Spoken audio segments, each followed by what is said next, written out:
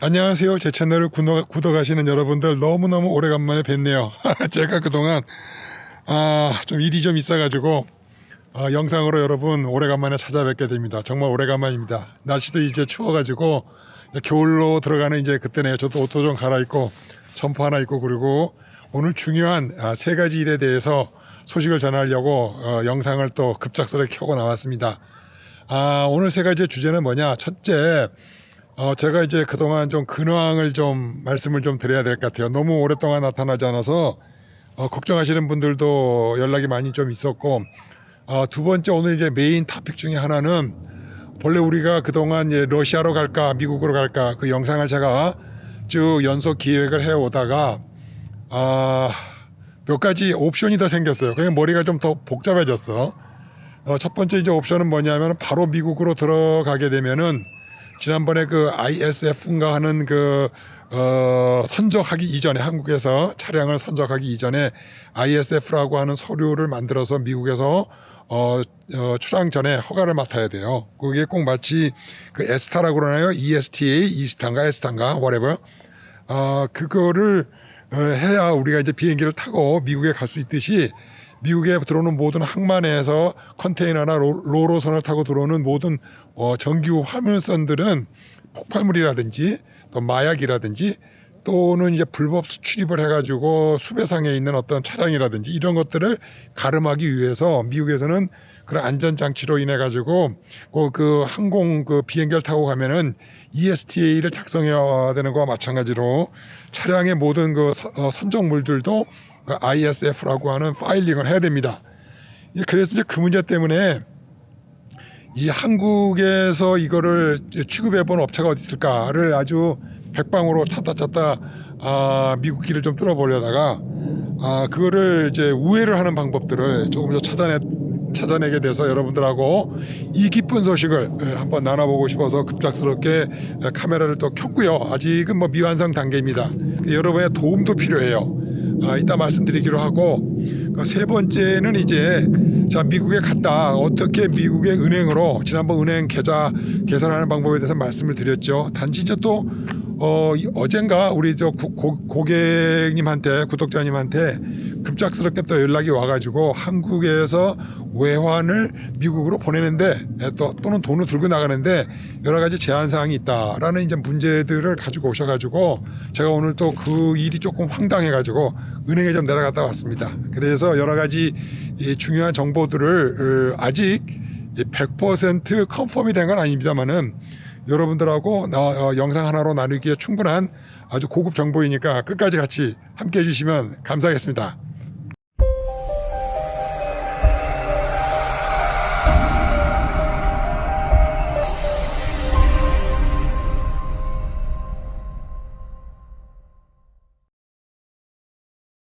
자, 오늘 첫 번째 주제는 뭐냐면, 제가 이제 오랫동안 잠수를 좀 타고 있었습니다. 그리고 아마 앞으로도 뜸북 잠수를 타지 않을까 생각이 드는데, 첫째는 이제 왜 그러냐면, 드디어 제가 가장 오버랜드 여행에 큰 부담이 됐던 저희 집사람이 드디어 오산에 있는 요양원에 다음 주 화요일 날 26일 날 오전에 입소를 하기로 다 계약을 하고, 모든 서류 절차가 이제 마무리돼서 저희는 이제 요양원 입소를 위한 이제 몇 가지 쇼핑 물건들을 지금 이제 준비를 하고 그동안 좀 바빴습니다. 그리고 또 바빴던 이유는 이제 아마 여러분들이 이 해외 여행을 하게 되면은, 제가 영상을 이제 여러분들 많이 봐요. 그렇게 되면은 대부분 다니시던 길들로 다니고, 또 여행이 거의 대부분이 운전하는 것밖에 없어.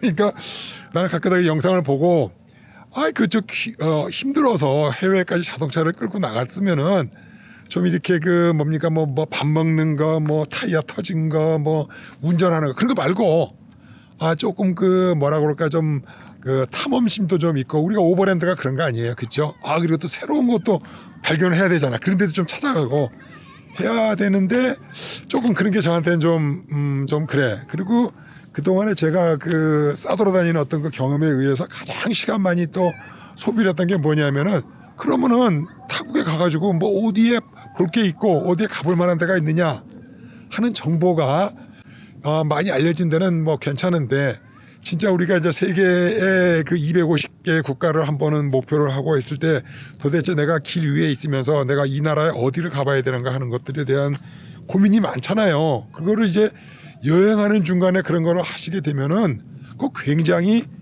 아쉬울 때가 많아. 지나가 버렸어. 그거 보자고 또 갈 수도 없고 또 하루 종일 말이죠. 아침 내내 바빠요. 아침에 뭐 한 7시쯤 일어나게 되면은 양치질 해야지 뭐 또 차 이불 개고 준비해야지 아침밥 먹어야지 또 가다가 일어나면 또 그날 또 주유소 개솔린 여야지 또 보다가 시장 봐야지 중간에 또 가서 한 2-3시간 또 하다 보면 해 떨어져서 또 5시에서 좀 또 밥 먹어야지 그러다 보니까 사실은 하루 종일 운전을 하면은 좀 그 주행 거리가 좀 길 수가 있는데 이게 중간중간에 먼저 볼 거 다 보고 가게 되면은 그게 쉬운 게 아니에요. 그렇다고 막상 운전만 말이죠. 시베리아에서 여기서 제가 좀 안 좋아하는 게 브라디보스토크에서 유럽 가는데 그게 10,000km인가? 좀 될 거예요. 그걸 하루 종일 뭐 뻔한 거기에 운전만 하고 그 뭐 2주일 3주일 간들 그 여행이라고 하기가 좀 그렇지. 그래서 안타까워서 저도 필요하고 또 물론 일정 부분은 제 웹사이트에 잘 준비가 돼 있는데 그 갖고는 또 부족해.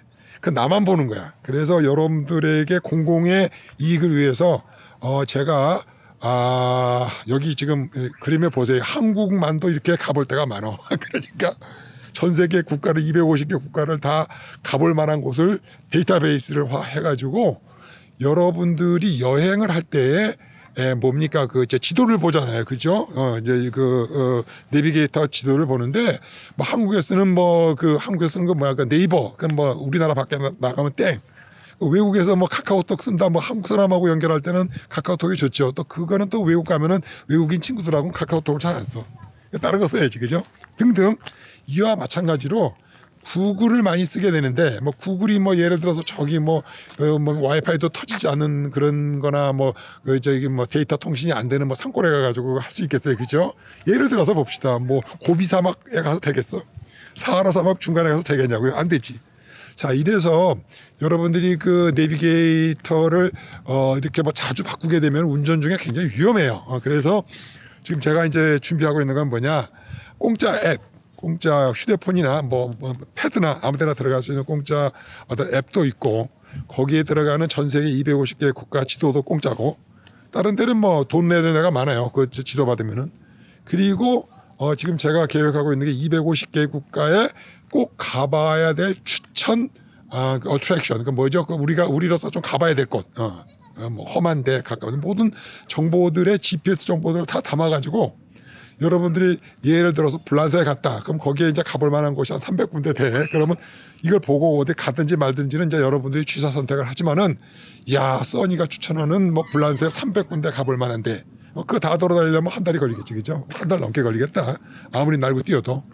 자, 그래서 이제 그런 것들을 지금 현재 250개 국가를 앱하고 그다음에 지도하고 그다음에 POI라고 그러죠. Point of Interest. 그래서 우리가 꼭 가봐야 될 때 가보기를 추천하는 곳들에 대한 지금 데이터베이스를 만들고 있어요. 그래서 그거를 지금 가지고 있던 기존 그 데이터베이스 전환도 하기도 하고 새로운 걸 또 갈무리하기도 하고 또 제가 몰랐던 것 또 새로 발견된 것들을 전부 집대성을 해가지고 지금 이제 만들고 있는데 한번 그거를 다 완성은 못하더라도 중간 결과물을 한번 다른 영상으로 한번 만들어 보려고 합니다. 그래서 이제 그때는 되게 바빠요. 그래서 하루 종일 그냥 밥만 먹고 눈 비비면서 그 작업을 하다 보니까 여러분들한테 이제 날씨도 추워지고 세월 가는 줄 모르고 그러고 지내게 됐네요. 자, 이제 그리고 두 번째 오늘의 가장 이제 중요한 메인 토픽은 뭐냐? 지난번에 제가 이제 미국에 건너갔는데 그때 전제가 뭐냐면 우리나라에서 있는 캠핑카를 보내면은 미국에서 캠핑카를 또 장만할 이유가 없죠. 왜 그러냐면 우리나라 공임이 싸기 때문에 인건비가 싸기 때문에 우리나라에서 아기자기하게 커스터마이즈를 해서 캠핑카를 만드니까 참 좋아요. 여기가. 근데 미국에 가면은 대부분 만들어진 건 일단 이제 새 차로 하면은 뭡니까 그 C클래스 정도는 대개 한 10만 불 내외 새 차 기준으로. 그리고 그러다 보니까 웬만한 사람들은 그게 이제 중산층 이상의 어떤 뭐라 그럴까 소유물 정도로 생각해서 대부분 웬만한 사람들은 다 자기가 자작을 해. 자작을 해서 집에서 뚝딱뚝딱거리고 만드는데 우리가 여행자가 참 그거를 캠핑카를 컨버전하기가 좀 만만치가 않지 않습니까? 그러니까 가장 좋은 방법이 우리나라에서 이미 구입을 했거나 또는 우리나라에서 내 스타일대로 오버랜딩 스타일대로 디자인된 어떤 캠핑카를 가지고 미국에서 출발할 수가 있게 되면은 뭐 북미, 남미, 유럽은 이제 짜고 치는 고스톱이지, 그죠? 그건 뭐 간단한 얘기예요. 그래서 여러분들이 이제 미국에 건너가서 내 차를 가져갈 수 있으면 얼마나 좋겠습니까? 근데 한국에 잘 아시지만은 캠핑카가 해외에 나가 있을 때 이제 2년밖에 안 돼. 그것도 다시 갖고 들어오기도 뭐하고. 또 모르겠어요. 뭐 미국에 한 2년 있다가 들어오시는 걸로 충족되시면은 상관이 없지만은 남미도 가야 되고 유럽도 가야 되고 에라 간 김에 또 아프리카까지 가서 한번 원 없이 다니시고 싶으신 분들에게는 그게 이제 2년이 너무 짧죠. 너무 짧아. 너무 짧아. 그래서 와서 또 수입세 또 잔뜩 또 물 수도 있고 하니까 또 그걸 어떻게 폐기 처분할 거냐. 아니 그것도 그냥 뭐 팔아버리고 오든지 뭐 어떻게 하는 방법도 있어. 하여튼 오늘의 두 번째 가장 중요한 사항은 자 미국의 그 ISF라고 하는 것을 우회를 해가지고 카나다로 보내보자. 카나다. 왜냐하면 미국은 아시겠지만은 90일 무비자인가? 카나다는 6개월일 거예요.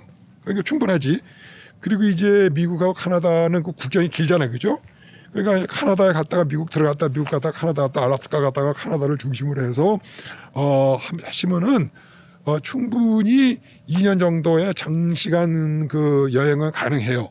그래서 제가 보기에는 이게 딱 적절하다. 왜냐하면 미국을 그 48개 주, 알라스카까지 포함하면 49개 주를 다 도시려면은 진정코 구석구석을 여행을 하고 싶으시면은 2년도 좀 모자라나 빠득하려나 그래요. 하여튼 뭐 카나다까지 포함하시면 열심히 다니시면은 2년 정도는 돼요. 그래서 겨울에는 이제 저 아리조나나 좀 따뜻한 데 내려가 있다가 또 이제 3개월 만에 카나다에 좀 올라왔다가 뭐 들락날락 하시면은 충분히 될 것 같아요.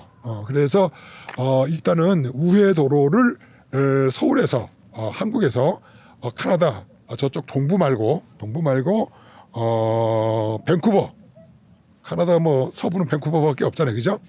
밴쿠버로 차량을 보내가지고 카나다에서 미국으로 육로로 통해 들어가게 되면 ISF를 우회를 할 수 있고 그 문제는 해본 사람이 없어서 문제인 거예요. 그래서 이제 우리의 이제 숙제는 뭐냐면은 한국에서 뭐죠? 이렇게 컨테이너나 로로선은 알죠? 컨테이너는 뭐 컨테이너 박스에다가 차를 집어넣는 거고 로로라고 하는 거는 그냥 뭐 예를 들어 포크레인이라든지 컨테이너에 들어가지 못하는 기타 물건들이 있을 거 아니에요. 그러니까 예를 들어서 캠핑카라도 뭐 위에다가 뭐 벤트 팬도 걸어놓고 뭐 위에다가 에어컨도 붙이고 뭐 복잡한 차량들 있잖아요. 좀 그 키가 큰 차량들은 컨테이너에 못 들어가죠. 길이도 문제고. 그래서 이제 그런 것들은 이제 그런 특별한 차량들은 이제 로로선으로 보내면 좋고 또 로로가 싸요. 약간 좀 부정기선이긴 하지만은 그렇다고 뭐 오늘 우리가 뭐 어디 가서 당구장 가듯이 바로 들어가서 치는 건 아니니까 대개 이제 우리가 선적을 할 때 한 달 전 예상을 하고 한번 로로선도 충분히 이 한국에 들어오는 로로선도 제가 확보를 했어요. 그리고 이제 중요한 건 뭐냐면은 미국으로 또 보낼 수가 있는데 제가 그거를 부산 마산, 평택, 인천, 그다음에 여기 서울에 있는 세관, 5만 대 전화를 해가지고 득달을 해가지고 아시지만 한국 그 공무원들이 어떤 그런 업체 정보라든지 이런 것들을 비공식적인 것들을 유출을 할 수가 없기 때문에 상당히 애로사항이 많았는데 2차 저차 해가지고 우리가 서울에 가까운 인천에서 로로나 또는 20피트 혼자서 갈 때 6m 정도 돼야 되겠죠. 어지간한 차. 그리고 아니면은 오토바이 2대하고 차 한 대 해가지고 같이 컨솔리데이션을 해가지고 40피트로 간다든지 팀을 만들어서 등등 여러 가지 이제 옵션이 있는데 인천에서 밴쿠버로 들어가는 라인 확보가 거의 됐어요. 그래서 오늘 이제 제가 말씀드리는 거는 일단 됐다고 하는 얘기는 뭐냐면은 선사도 알고 있고 그리고 한국과 어디죠? 밴쿠버에서 이런 이제 일시 차량 수입을 해주는 업체 라인들도 확보가 됐고 그리고 또 또 뭐가 있나? 그 한국에서 뭐 이제 우리가 수속을 해야 되는 기본적인 서류 건 별거 아니에요. 우리 한국 세관은 뭐 짧으면 1시간, 2시간이면 다 끝나.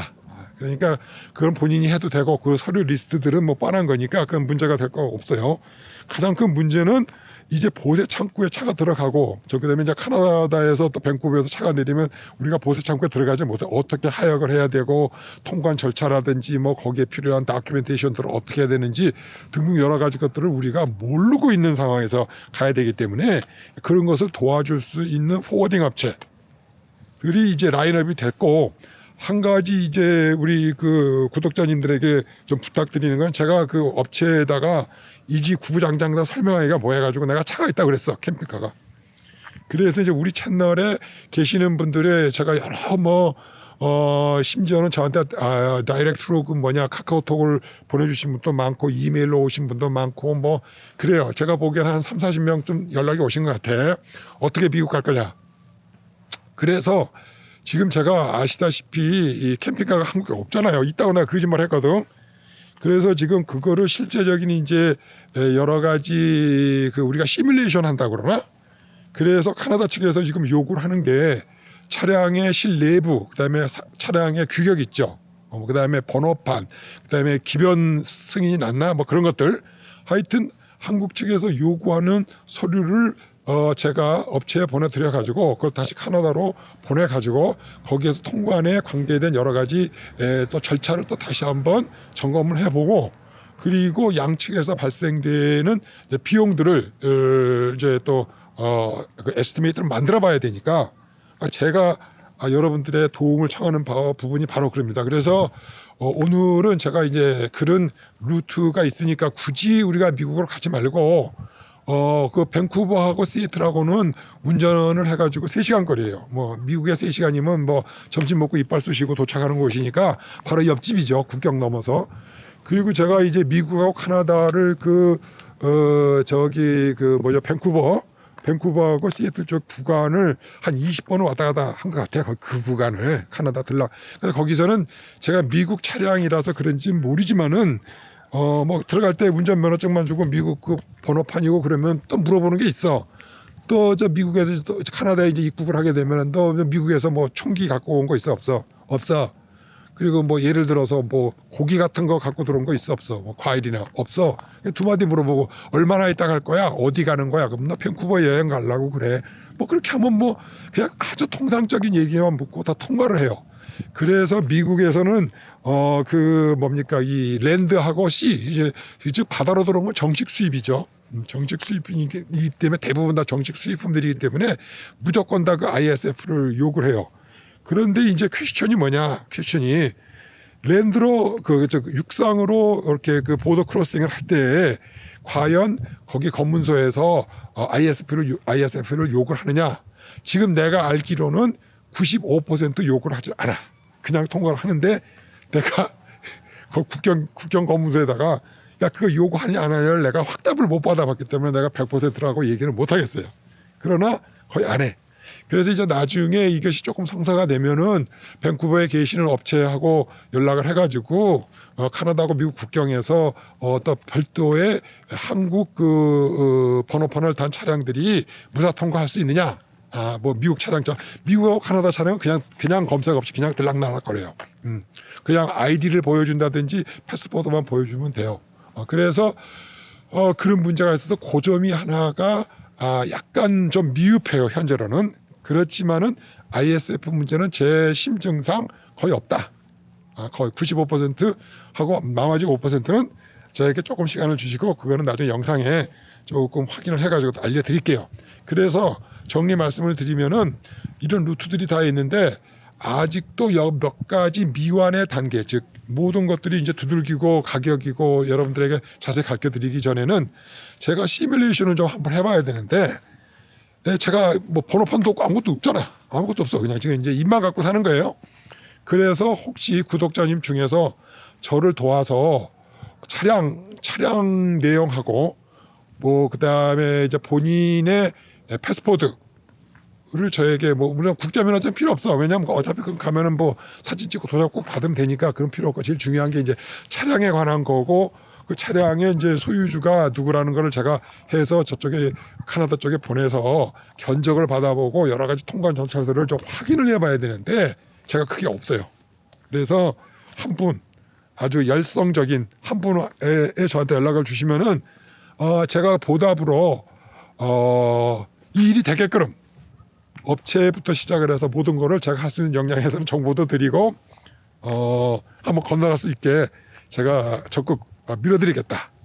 열심히 내일은 아니지만 그래서 한 분의 도움이 필요합니다. 그래서 이 루트가 성공적으로 검증이 되게 되면은 뭐 이제 모든 절차와 비용과 연락처들 회사들 뭐 카나다에서는 어떻게 할 거며 어디 가서 또 숙박을 하면서 또 출고가 되기를 기다릴 거며 국경 문제들 이런 것들을 이제 순차적으로 다 검증이 되는 상황에서 다시 한번 영상을 만들어서 여러분들하고 나눠보도록 할게요. 그래서 오늘의 이따 영상은 이제 ISF를 우회를 해서 카나다로 들어가서 한 6개월 정도 임시 비자니 들어가서 놀 수 있으니까 카나다도 실컷 구경하고 알래스카 또 미국에 들락날락 거리시면서 국경은 뭐 그냥 한번 해보시면 그냥 줄 서서 그냥 들어가는 거니까 여러분들이 한번 도와주실 분들을 찾고 있고 오늘은 이것이 가능하고 제가 이제 거의 업체들의 담당자들과 연락처와 뭐 관련된 모든 사항들을 일시 취합을 해서 이제 한번 시뮬레이션을 걸어볼 때가 됐다. 도와주시라. 한 분만 딱 한 분만 도와주시면 돼요. 먼저 오신 분한테만 하고 그리고 그분하고는 진행 상황들을 같이 공유를 하면서 모든 것이 이제 확정이 되면은 문을 열고 이제 여러분들이 직접 개인들이 이제 알으셔가지고 정보를 바탕으로 카나다를 통해서 북미로 건너오셔서 남미와 또 더 넘어서 저는 지금 현재 아시다시피 이제 독일 쪽의 함부르크 방향 쪽에서 볼티모어에서 함부르크 쪽으로 롤러선을 이용을 해가지고 가려고 그래요. 그래서 지금 이제 선사도 결정을 했고 지금 한참 비용 상담 중에 있고 그러니까 미국에 오셔서 또 유럽으로 건너가시는 것들도 제가 알고 있고 또 저쪽에 코스타리카에서 어디야 파나마에서 콜롬비아로 넘어가는 그 비용이나 업체들이나 그 방법들도 알고 있고 또 우루과이에서 아프리카 쪽 하는 업체들도 좀 알고 있고 그러니까 여러분들이 이제 가장 그 고민제 오버랜딩을 하실 때 고민이 큰 비용이 들어가는 부분들이 이와 같이 대륙과 대륙을 넘어갈 때 이제 돈이 좀 많이 들고 언어도 다르고 그다음에 세관 규칙도 다르고 이게 또 어디로 가야 되는지 찾아야 될 정보들이 되게 많아요. 그래서 이제 그런 것들을 오늘 일단 가장 첫째 관문인 자 북미로 미국으로 건너가자. 미국을 건너가시면은 사통팔달 북미, 남미, 유럽, 심지어는 아프리카까지도 쉽게 한국에서보다 더 접근할 수가 있고 장기 여행이 가능하고 그다음에 이제 또 제가 가장 강력 추천하는 건 뭐냐면 미국에서도 캠핑이 안 되면 말이 안 돼. 차박이 안 되면 거기서도 훈련이 안 돼. 그거 뭐냐 유치원 수준이거든. 그렇지 않고서 어떻게 뭐 파키스탄이나 뭐 히말라야 골짜기를 다닐 거면 어떻게 사하라 사막을 다니고 세네갈이나 콩고라든지 그 아프리카를 갈 수가 있겠어요, 그죠? 그러니까 그거는 이제 미국에서는 한 카나다나 이런 데서 한 2년 정도 환경이 좋은데 아스팔트 길에서 훈련을 하시고 그리고 그 다음에 이제 남미를 한번 꿈꿔보시고. 그 다음에 조금 이제 좀 터프하게 한번 아프리카를 한번 좀 꿈꿔보시고, 그 다음에 중앙아시아 쪽 있죠. 산골짜기들 한번 꿈꿔보시면은 여러분들이 이제 점점 자신감을 얻고 세계를 우리 대한민국 배달의 민족들이 한번 점령해 볼 수 있지 않을까. 그런 희망찬 꿈을 가지고 여러분들에게 정보를 준비했습니다. 이제 그리고 우리 구독자님이 좀 걱정스럽게 연락을 주셨는데 이런 문제가 있어요. 긴 얘기 짧게 말씀을 드리면은 한국에서 여러분들이 이제 해외 여행을 나가시게 되면은 10,000불 이상의 현금을 가져갈 수가 없게 돼요.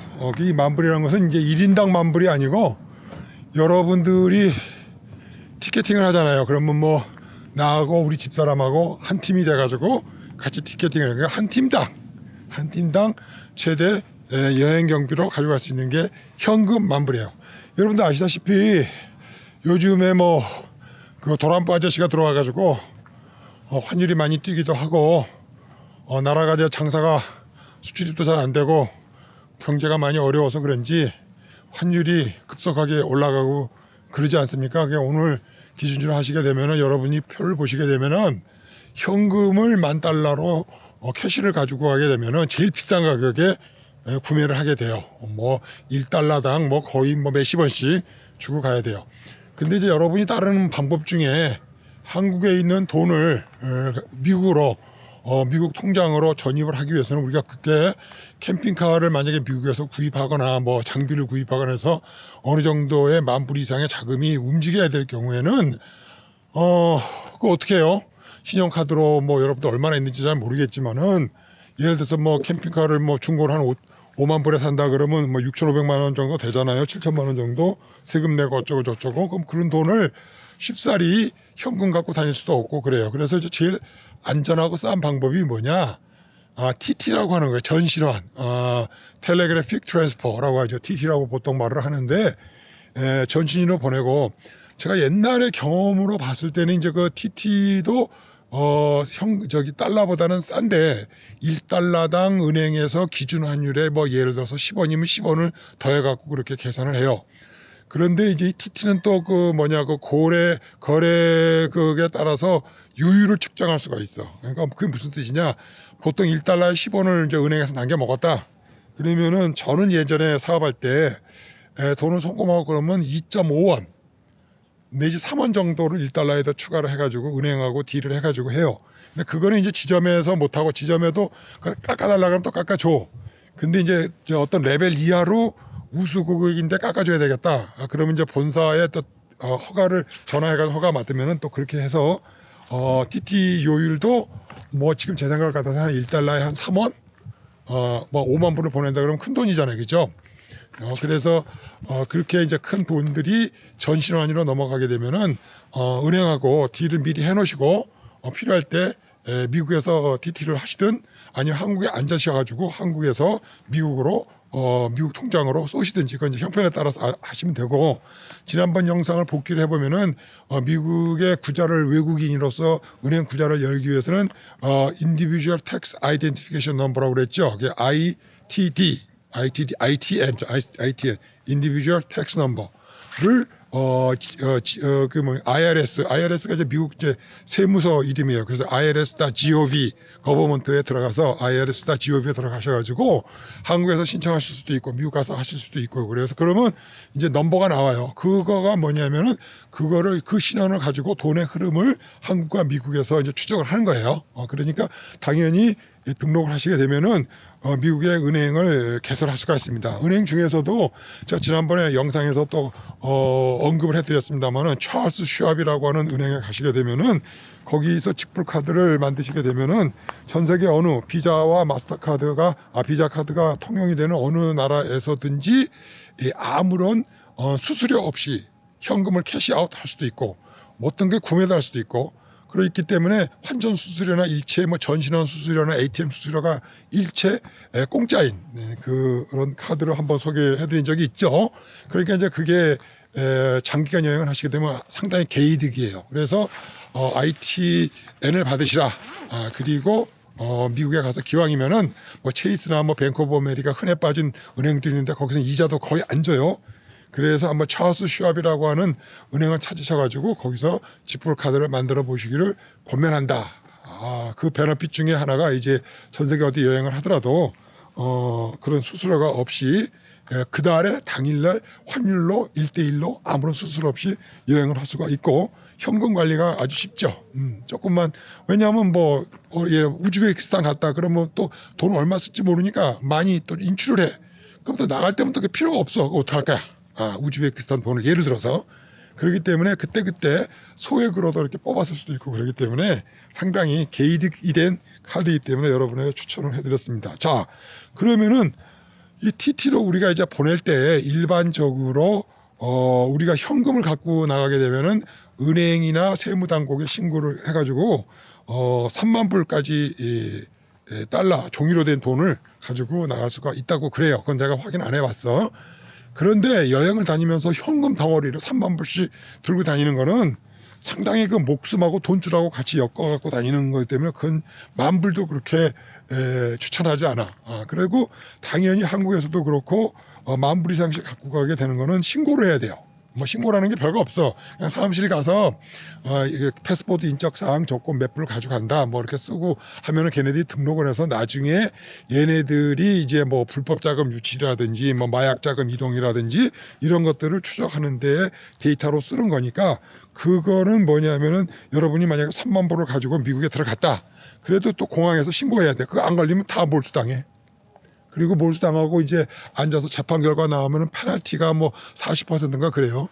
그러니까 뭐 한 5만 불 갖고 걸리면은 뭐 그 몇만 불 페널티 뺏기고 나머지 돈 돌려받고 재판 받고 아주 시끄럽지. 그래서 그렇게 하지 마시고 신고하시면 아무런 문제가 없어. 자, 그런데 그거를 이제 그 큰 돈덩어리를 갖고 다니시거나 돈 냄새 맡는 사람들이 좀 있으면은 좀 위험하니까 TT로 싸게 하시라. 그럼 TT에 그러면 또 제한이 있느냐? 1인당 연간 1월 1일부터 12월 31일까지 연간 누적 100만 달러. 아니. 10만 달러. 10만 달러. 1억 3천, 1억 4천 정도를 1인당 반출할 수가 있어요. 그러나 이제 뭐 예를 들어서 부동산 구매 같은 경우는 이제 10만 불 갖고 안 되니까 뭐 100만 불이라든지 뭐 13억, 뭐 100만 불, 200만 불 큰 돈들이 나가야 되거나 사업체를 인수하느냐 그런 거는 따로 특별히 신고를 해야 되지만은 일반인으로서 전신환으로서 빼서 나갈 수 있는 돈이 10만 달러까지다. 1월 1일부터 12월 31일까지. 그 다음에 또 가지고. 그래서 이제 이런 것들을 알고, 그 다음에 또 뭐 내가 했다가, 남편이 했다가, 와이프가 했다가 또, 해서 돈을 보내시면 돼요. 물론 그런 모든 그 트랜잭션들은 한국은 1만 달러 이상 외화 반출이 되거나 그러면 다 기록을 한대. 근데 이제 미국에서는 뭐냐면은 국내건 국외건 카드건 나발이건 다 300불 이상 되는 돈들은 전부 카드든지 뭐 은행에서 뭐 수표를 쓰거나 300불 이상짜리는 전부 미국에 기록이 돼요. 미국 자동으로 기록이 됩니다. 그래서 이제 나중에 세금 추적할 때 그게 쓰여서 있고 그렇다고 뭐 그거를 냄새를 맡아서 뭐 하냐 마냐 허가받지는 않아요. 미국에서는. 이제 그렇지만 300불 이상 되는 거는 전부 미국의 전산에 기록이 자동적으로 남게 됩니다. 그래서 미국은 또 뭐냐면은 한 가지 뭐 곁다리 얘기입니다만 미국은 5년 동안 텍스가 조용하면 문제가 없어. 그리고 은행적인 엊그저께는 신한은행 가가지고 내 휴대폰에다가 신한은행 앱을 깔았어요. 근데 그 앱에서 또 국민은행 통장하고 또 우리 집사람하고 연결이 되는 거야. 그랬더니 국민은행 그 통장에 잔고도 나오고 또 거기 들어가가지고 또 점프를 해서 신한은행 앱에서 국민은행 구자에 들어가서 거기서 또 입출금을 할 수가 있는 거예요. 그래서 내가 너무 놀랐어. 이게 왜냐하면 미국에서는 우리나라는 뭐 개인정보 보호라고 하는데 왜 은행정보 보호를 안 하는 거야? 난 너무 놀래가지고 내가 신한은행 갔는데 우리 집사람 걸로 이제 구자를 탔는데 우리 집사람 구자에 있는 국민은행 거를 직원이 뚝딱뚝딱 연결하더니 국민은행 거 거기에서도 입출금이 가능한 거예요. 그러니까 그 얘기는 뭐냐? 여기 앉아가지고 있으면은 뭐 차가 몇 대고 뭐 무슨 은행의 잔고가 얼마고 하는 것은 관공서에서 다 알고 있는 게 뭐 공산국가야 이게? 무슨 전체 국가야? 이야, 내가 너무 놀랐어요. 미국에서는 그 불가능한 일이야. 그 자기 개인 동의 없이는 은행 구자를 열 수가 없어. 그걸 보고 너무 깜짝 놀래가지고 뭐 어쨌거나 저쨌거나 그런 일도 있었어요. 지나가는 잡소리였는데 하여튼 정리를 하면 돈 문제에 대해서는 미국에서 뭐 모르겠습니다. 뭐 10만 달러짜리 차면은 상당히 그 등치가 있어가지고 그거 끌고 뭐 미국 바깥으로 오버랜딩 하기도 어려운 거지만 또 그래도 뭐 미국에서 또 이렇게 거기만 또 목적하시는 분도 있고 하니까 이 돈 문제에는 크게 개의치 않아도 될 것 같다. 오늘 이거는 여러분들에게 그냥 꽁트 소식이고 또 문의가 왔었고 또 걱정하시는 분들이 좀 있어서 영상 말미에 잠깐이었습니다. 다음 영상에 또 봬요. 써니였습니다.